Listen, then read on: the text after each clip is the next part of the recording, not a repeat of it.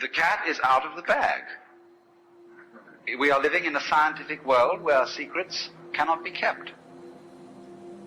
And anyone, anytime, can pick up something which will short-circuit all the ancient religious techniques, yoga practice, meditation, etc., etc. This is all very embarrassing, but it will happen. Not for everybody, but for a lot of people. And they will see what all those sages and Buddhas and yogis and prophets saw in ancient times. And it will be very clear.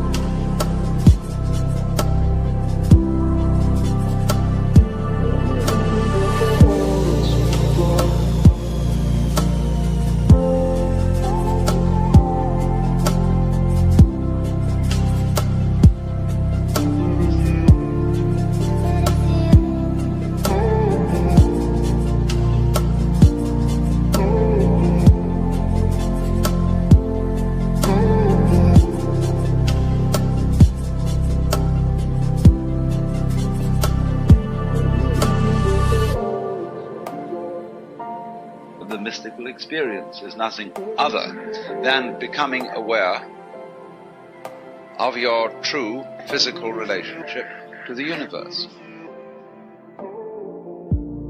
And you're amazed, thunderstruck by the feeling that underneath everything that goes on in this world, the fundamental thing is a state of unbelievable bliss.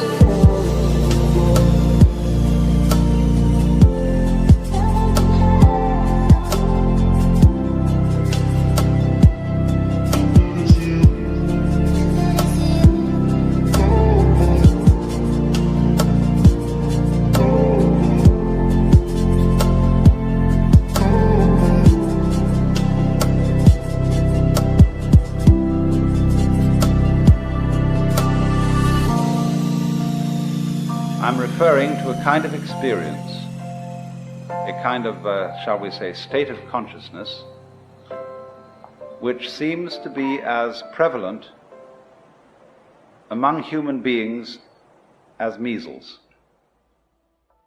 It's something that simply happens, and we don't know why it happens, and although there are all sorts of techniques which claim to be able to promote it, and which are more or less successful in doing so, and sometimes rather less than more, nevertheless there is this peculiar thing that happens to people. And it's been recorded as far back in time as we have any recording at all. And that is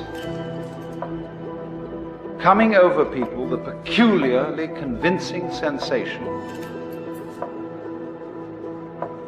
that their ordinary sense of individuality, personal identity, is transcended.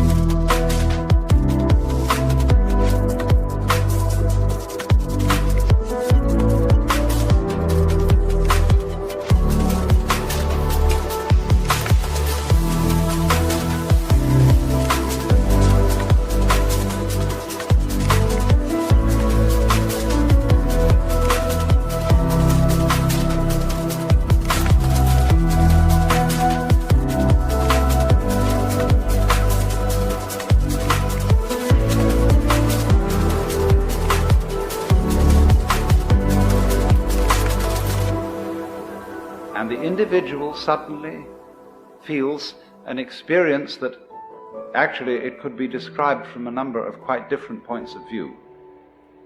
But we could add up these dominant characteristics.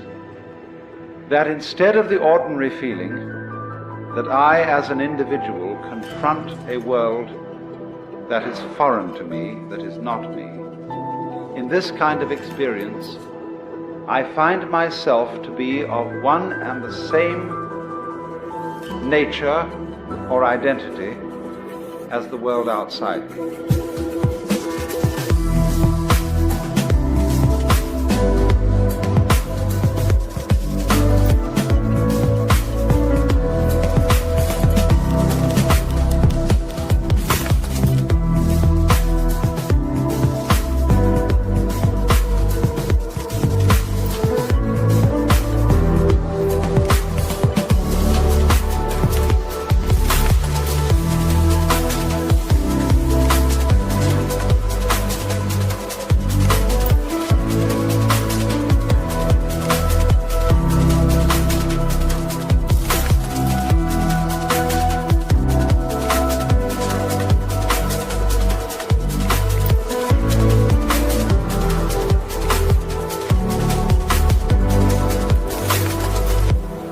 In other words, I suddenly feel no longer a stranger in the world, but as if the external world were my own body.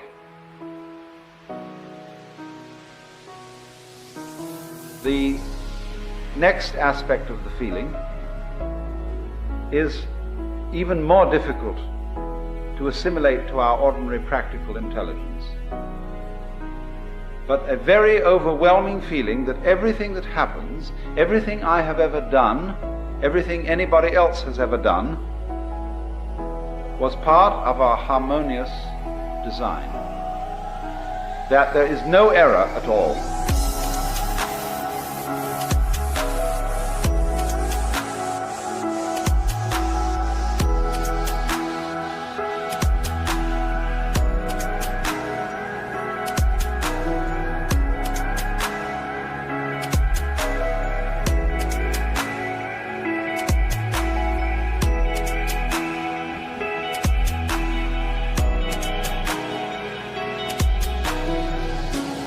Now, you see, I'm not talking about a philosophy. I'm not talking about a rationalization, some sort of theory that somebody cooked up in order to explain the world. I'm talking about a rather whimsical, unpredictable experience that suddenly hits people. And it includes this element of feeling the total harmoniousness of everything.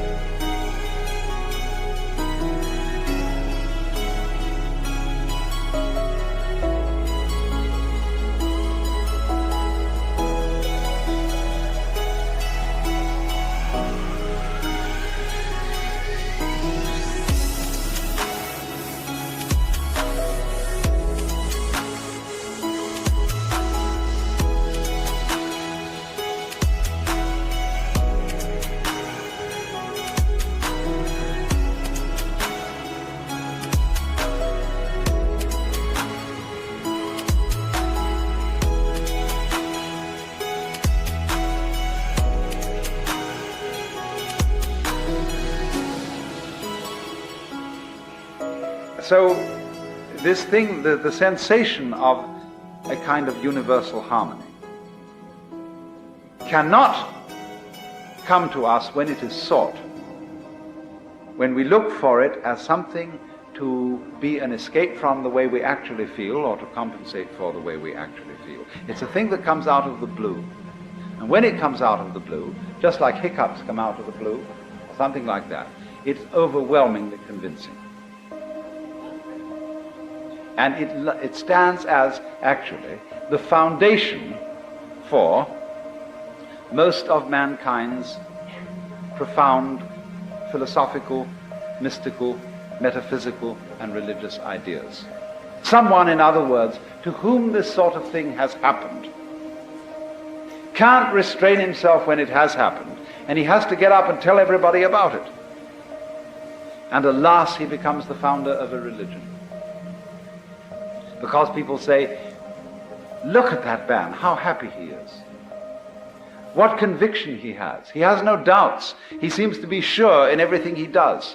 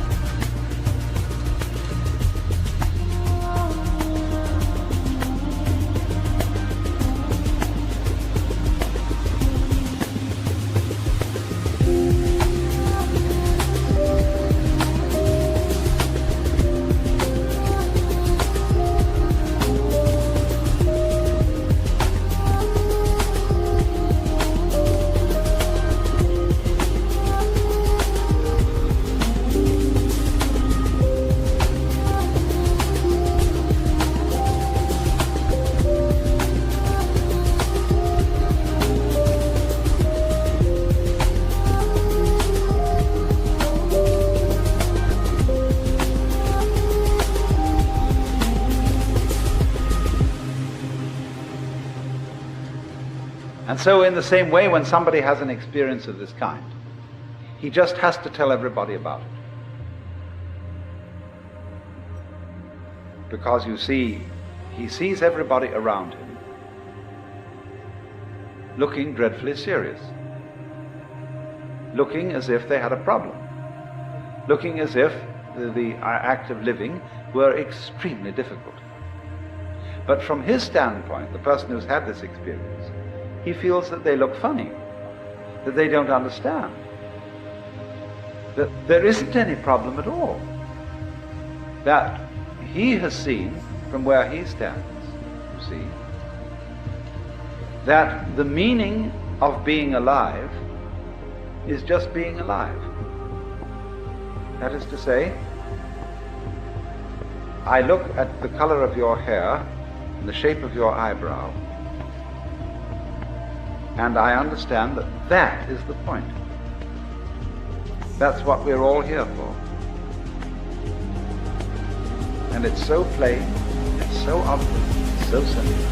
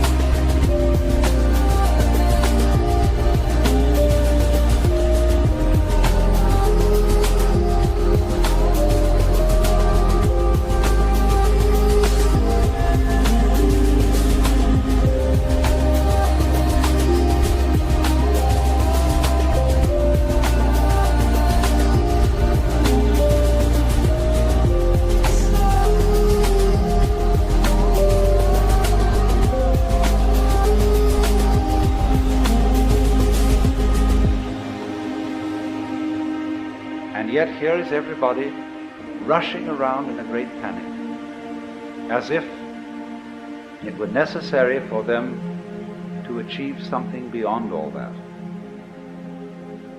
And the funny thing is, they're not quite sure what it is, but they are devilishly intent upon it, after that thing. And so, to the person in the state of consciousness, which I call mystical, that all seems very weird, very absurd. But it's not something that you criticize in an unkindly way. You don't say, those damn fools, those idiots. You say, it's such a pity that they don't see it. Because although they are going around in this wildly ignorant pursuit, one of the funny things about it is that they don't realize that there is a dimension, a sense in which their pursuit is magnificent. In other words, the intensely serious preoccupations and anxieties of mankind appear from this standpoint. Not to be foolishness, but to be a kind of marvel. In the same way, perhaps, as you could say that the protective coloring of a butterfly, who has somehow contrived to make its wings look like enormous eyes, so that when a bird who is about to devour this beast is confronted by these staring eyes, the bird is a little hesitating, as when you stare at somebody, they're always taken a little bit aback. So the butterfly appears to stare at the bird. And perhaps you see this phenomenon of the marvelous staring wings of the butterfly is in some way a result of anxiety. The anxiety to survive, all the problems and struggles of natural selection. Nevertheless, in this intense struggle, we are unknowing poets.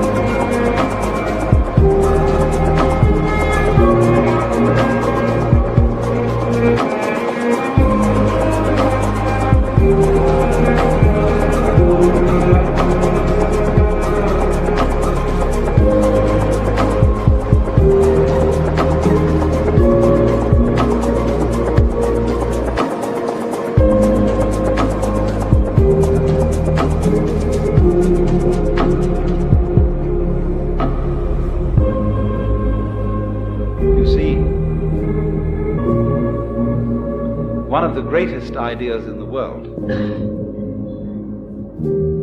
that has ever been produced is, for my thinking,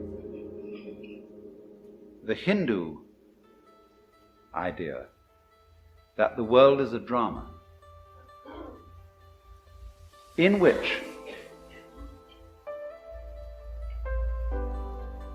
the central and supreme self behind all existence gets lost and involved, and pretends, plays that he or it, or he, she, or whatever you want to call it, is all the creatures that there are, and gets totally involved. And thus, you see, the more involved, the more anxious,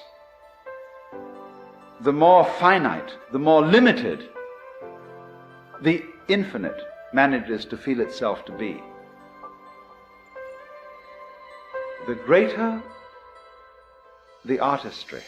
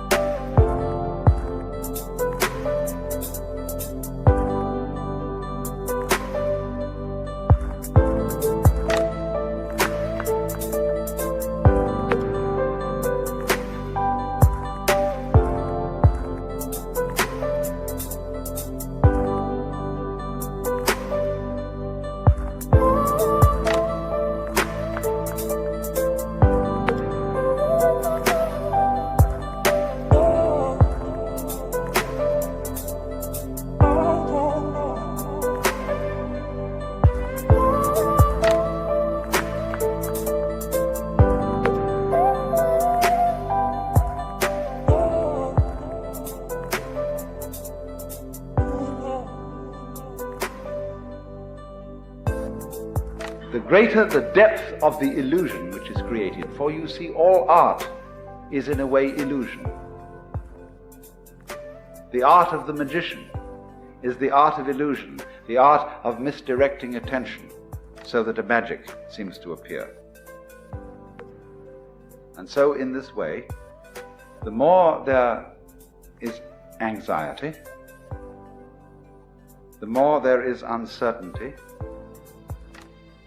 to that degree the play has succeeded, in the same way as when you are watching an actual play or reading a novel or a movie, the more the author or the actors manage to grip you and to persuade you just for a moment that you are actually involved in reality, the more they have succeeded as artists. You may have a faint recognition in the back of your mind that this is after all only a play. When you sit on the edge of your seat and you're sweating and your hands clutch the arms of the chair, and the scene so grips you, that is magnificent acting. And so the Hindus feel that the whole arrangement of the cosmos is something exactly like that. That when in the reality of actual life you are sweating it out, and you're wondering whether this surgeon who's got to operate on you in a matter of life and death is a competent man or a charlatan, or whether the investment that you made is a good thing, or whether it's going to make you lose your shirt. You see, all those matters of terrific crisis are exactly the same as when you're sitting in the theater, sweating it out there. But now a far more convincing theater has been arranged.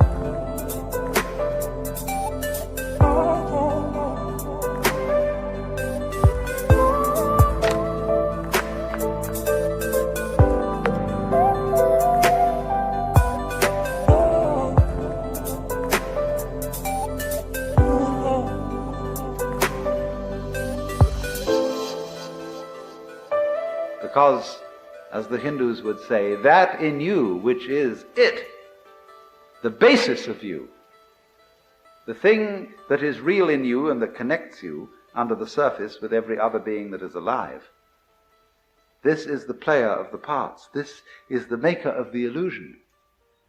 This, the player of the game, which has got you involved in this mess and is living it up in the same way as those actors on the stage are living it up to convince you that this is a real situation.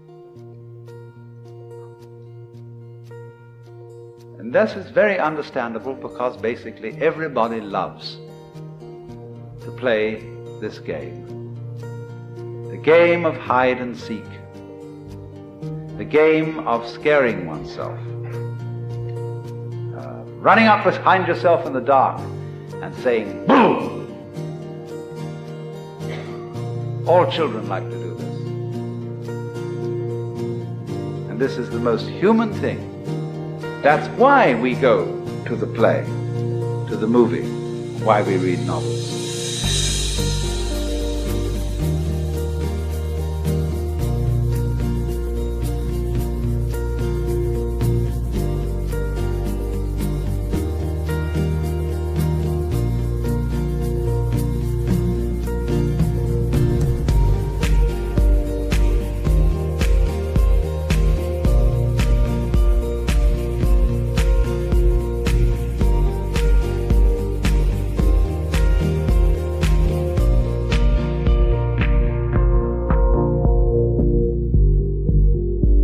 So-called real life is, from the position of the mystic, an extension of the same thing. Because you see, he is the person who suddenly has realized that the game is a game.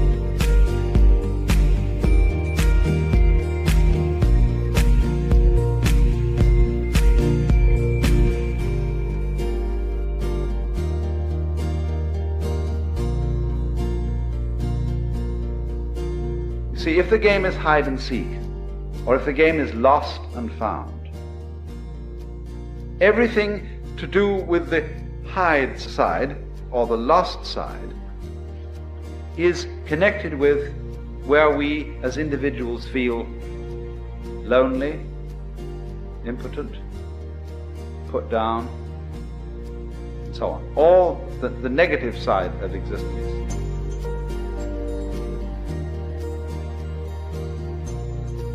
I have tried to show you at various times that there's really one simple principle that underlies everything, and it's so simple it's funny. The principle is all insides have outsides. Because you see, you don't know that the inside is inside unless there's an outside, and you don't know that the outside is outside unless there's an inside.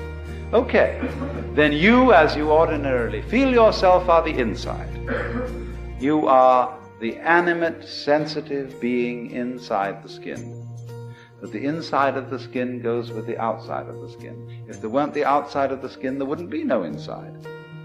And the outside of the skin is the whole darn cosmos, galaxy beyond galaxy and everything.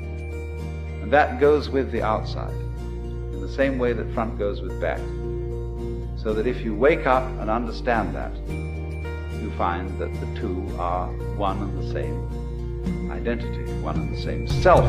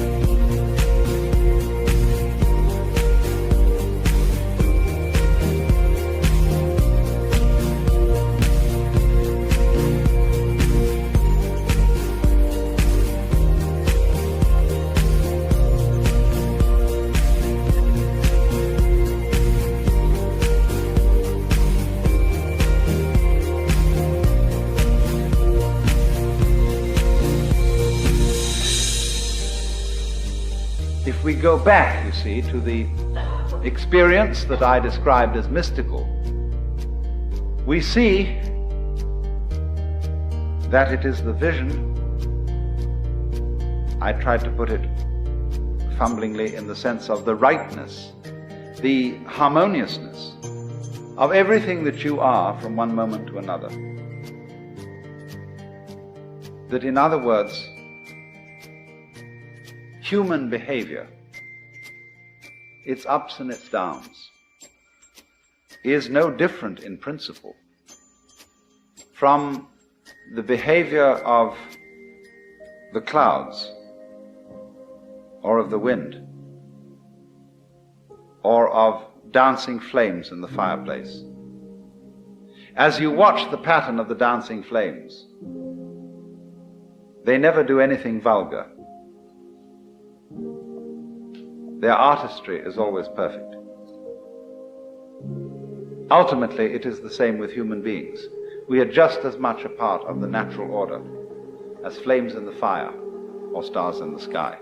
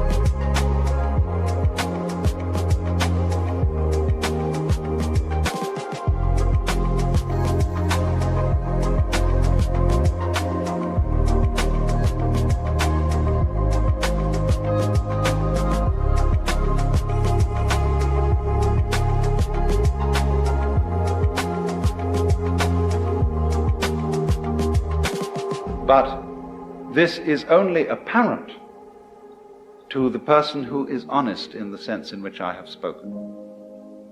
In other words, the person who is tied up with trying to pretend that his feelings are other than what they actually are. He can never see this, and he's always a troublemaker. He is the original hypocrite. The person who is unbelievably destructive is the person who pretends that he is a model of love and rectitude and justice, and in fact isn't.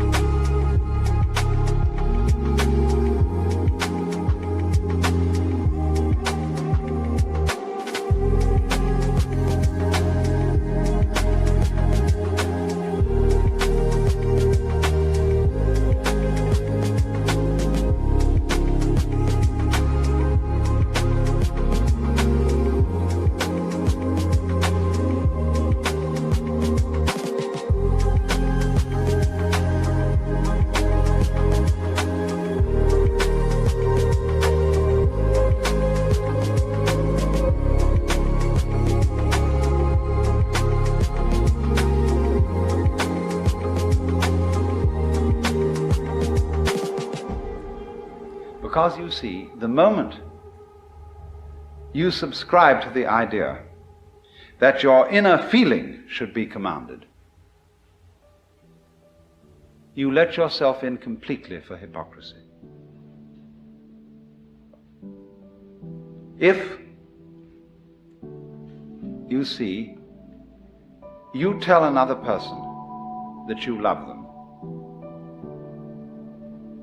because you know you're supposed to love them, and in fact in your heart you don't love them, you're a liar. And therefore, the more you insist on that lie, the more you feel it's your duty to make your feelings over and to love that other person, the more you get yourself deeper and deeper and deeper into trouble.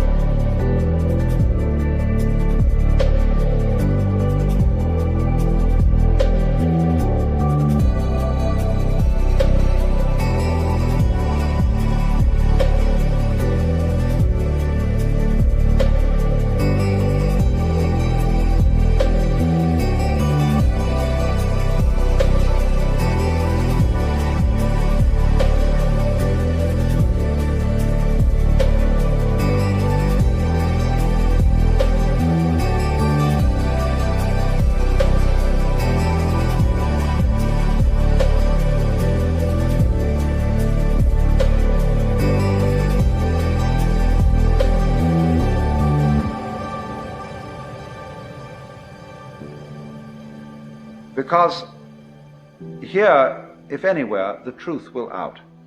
You will not be able to sustain the pretense. You will not have sufficient energy to go on pretending and making a kind of mock of the feeling of love. And you have at last, then, if you're honest, to say, I don't.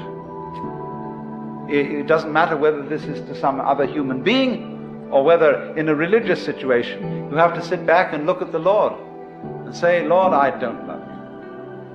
I think you're a bore. You're demanding, you're authoritarian, you're domineering. Probably I ought to love you, but I'm sorry I don't.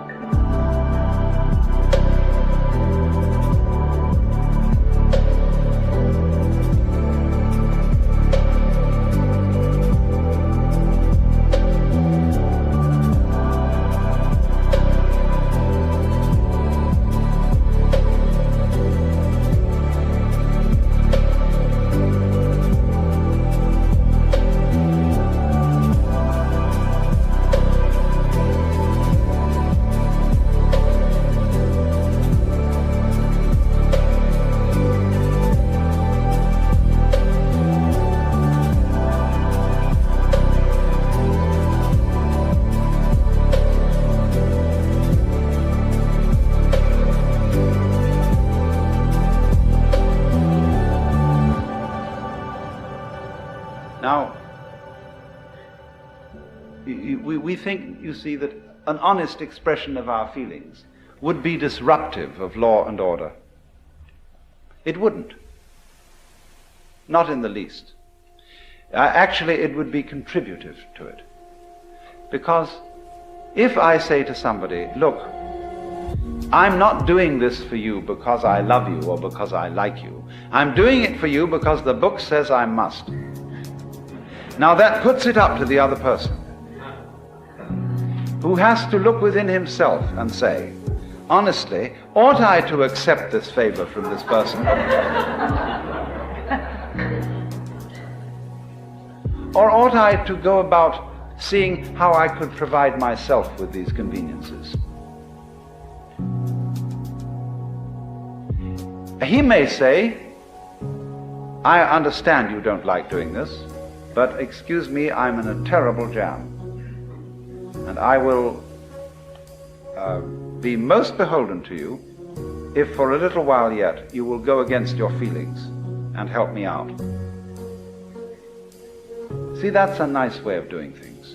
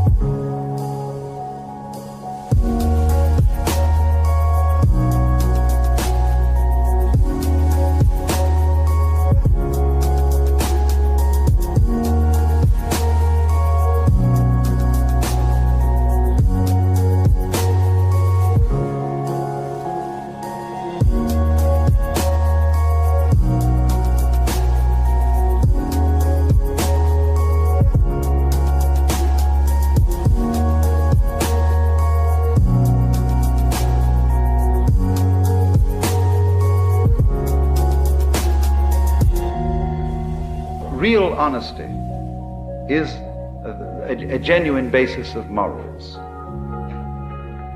Real honesty is always not pretending that your feelings are other than they are. We know, as we deal with situations practically, that we may have to do things that go against our feelings. And it's the same with helping people when you have to. You don't want to help, but on the whole, it's rather necessary to do so. But don't ever be dishonest in playing that your feelings are not what they are.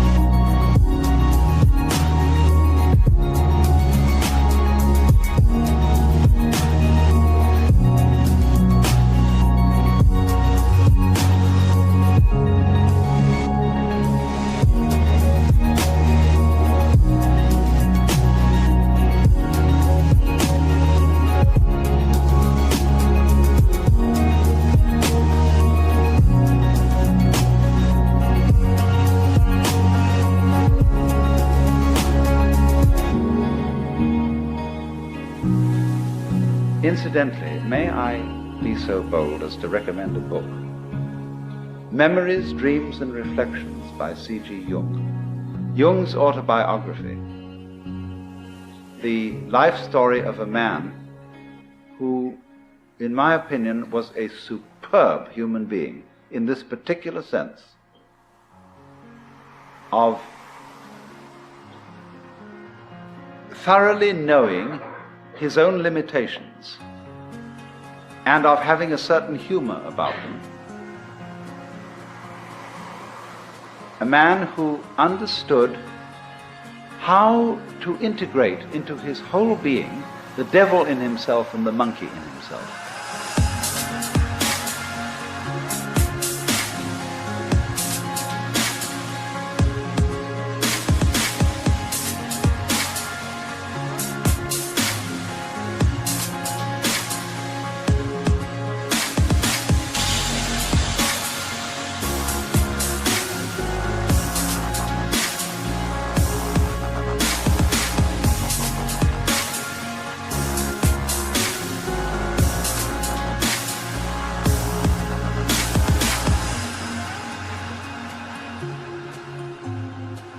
So then,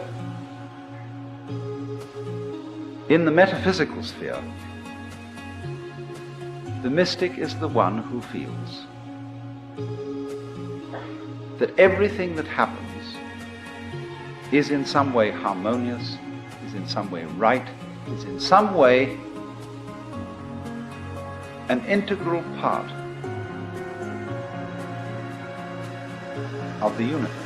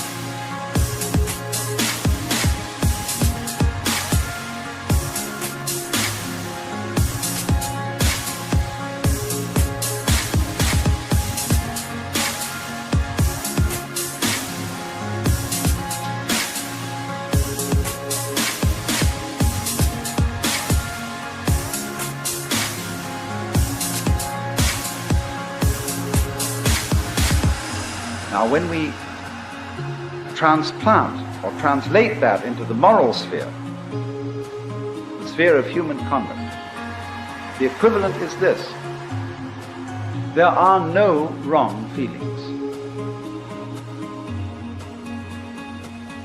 There may be wrong actions in the sense of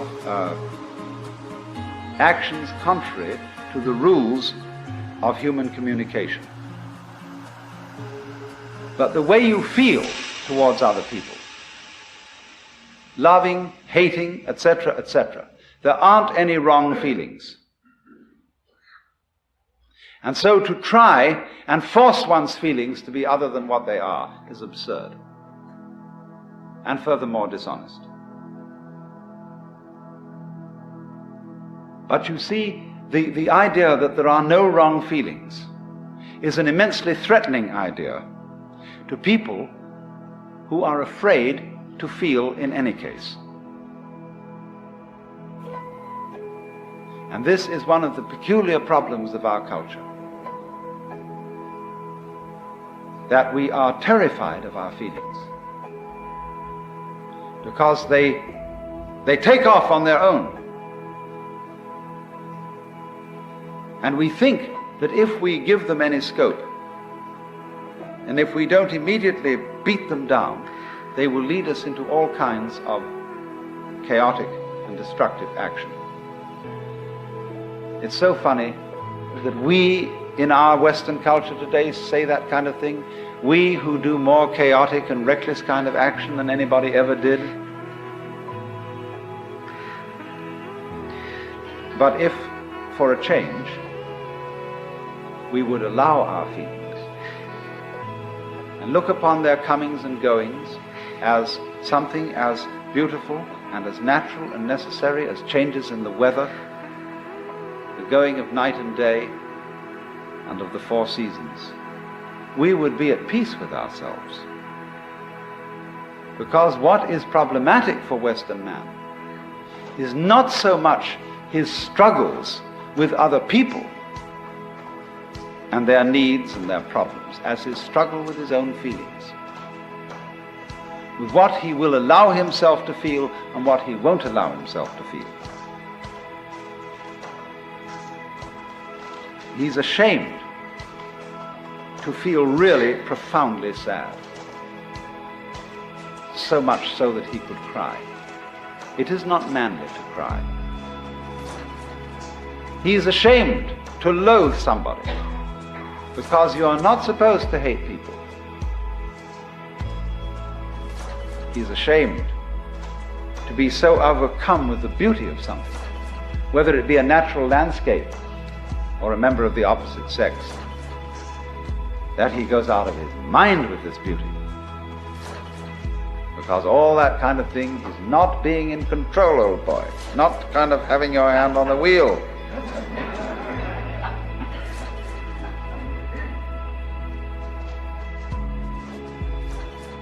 But it is because, you see, we don't go with that we are not in control. That we try to pretend that our inner life is different. So I think this is the most releasing thing that anybody can possibly understand. That your inner feeling is never wrong.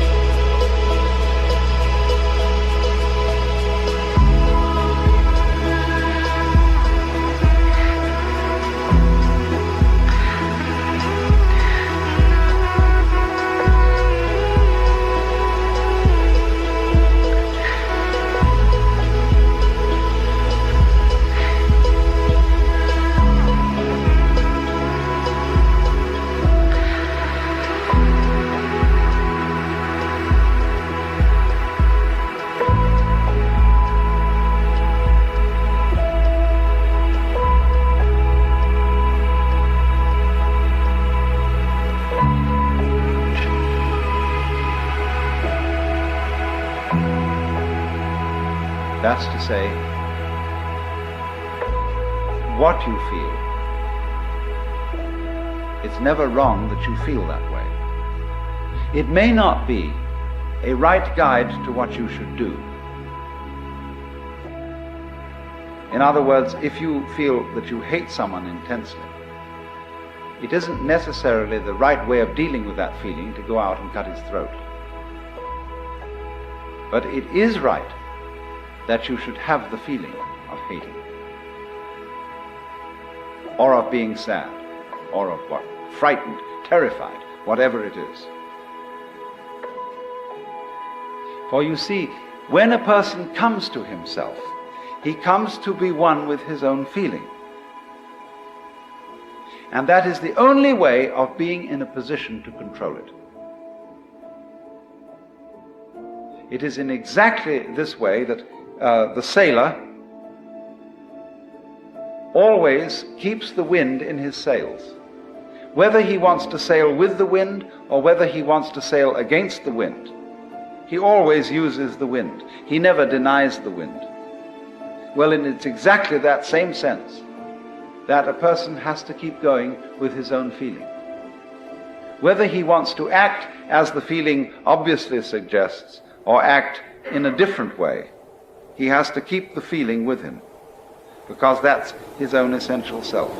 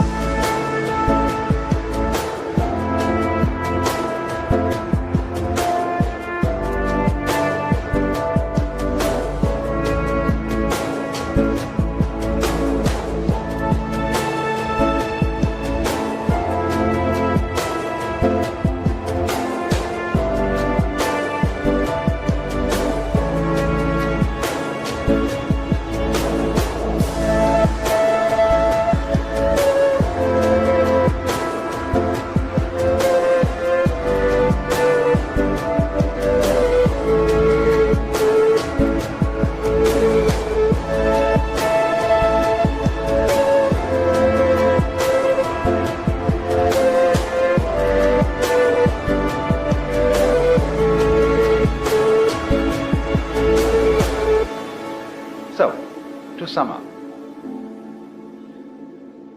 what the mystic primarily feels is the divinity, the glory of whatever is. And when we apply that to the moral sphere, what is what one feels genuinely.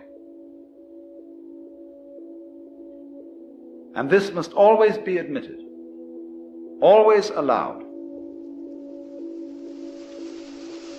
It doesn't mean to say, let me emphasize this, it doesn't mean that we always are therefore compelled to act upon the basis of what we feel. That is to say, to kill the person we hate. Hatred does not necessarily lead to violence. It is unacknowledged hatred that leads to violence. Honest hatred can be expressed in much simpler ways. But the expression, the recognition, the acceptance of what is honestly felt